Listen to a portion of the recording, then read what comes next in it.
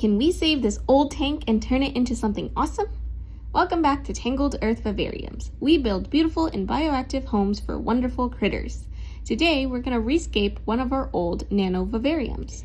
This tiny 8x8x12 nano terrarium used to be home to our 2 mourning geckos. After they grew up and started having babies, we moved the adults to a larger enclosure, and this tank got kind of neglected. We kept it for a few months to give all the eggs that might have been hidden away time to hatch. Now, with all of these eggs hatched, we want to restore it to its former glory. We made this tank by siliconing a few pieces of driftwood and cork bark inside, then coating the walls in a thick layer of our black aquarium-safe silicone. We sprinkled substrate all over the exposed areas, giving us a thin dirt wall.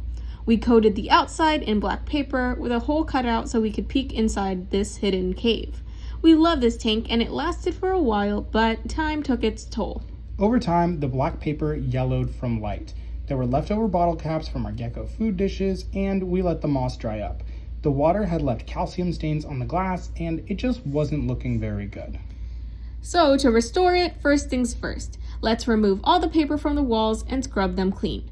This includes the stickers that have been on the tank since we bought it. We're going to be using a razor scraper to clean our glass. It'll be linked down below with all the other materials. Next, let's go inside the tank with some tweezers and pull out some of the old dead plants, bottle caps, and many other nasty bits that we don't need. Now we can get rid of all those calcium stains. We sprayed it down and gave it a good scraping. We even went back in with a damp towel to wipe up all the grime.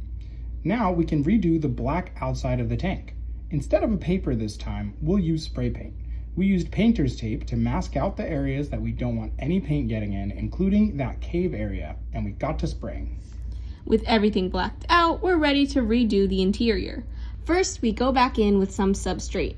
We're using the Repti soil substrate mix to fill in some of the areas where we removed soil from earlier.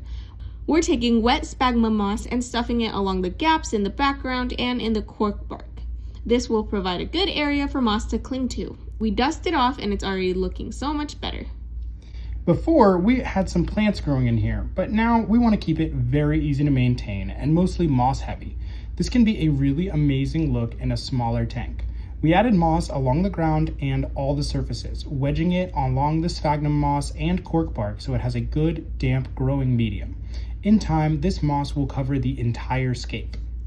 For plants, we're just going to add 2 small carnivorous plants, a Pinguicula, also known as butterwort, and a honeydew. We added the butterwort in the middle and the honeydew on the sphagnum moss along the left side. These plants can eat fungus gnats and other pests and will do just fine on water and sun as well. We love the butterwort because it often flowers in our setups, which can be a beautiful pop of color. Finally, we added some young dairy cow and orange Priscillium isopods. These will break down any decaying plant matter, keep the soil clean and healthy, and provide a nice bit of activity to the tank. Look at them go! And with that, this terrarium is revitalized. Let's take a peek. Here's the before. Here it is after being neglected.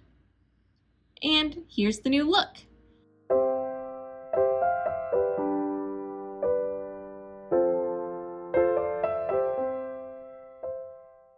Which do you guys like best? Let us know down below in the comments. Thank you so much for watching, and please give this video a like if you enjoyed it. It really helps our channel grow. We make videos every week, and we hope to see you guys next time. You can also follow us on Instagram at Tangled Earth Vivariums. Subscribe. Bye. Thank you. See you next time.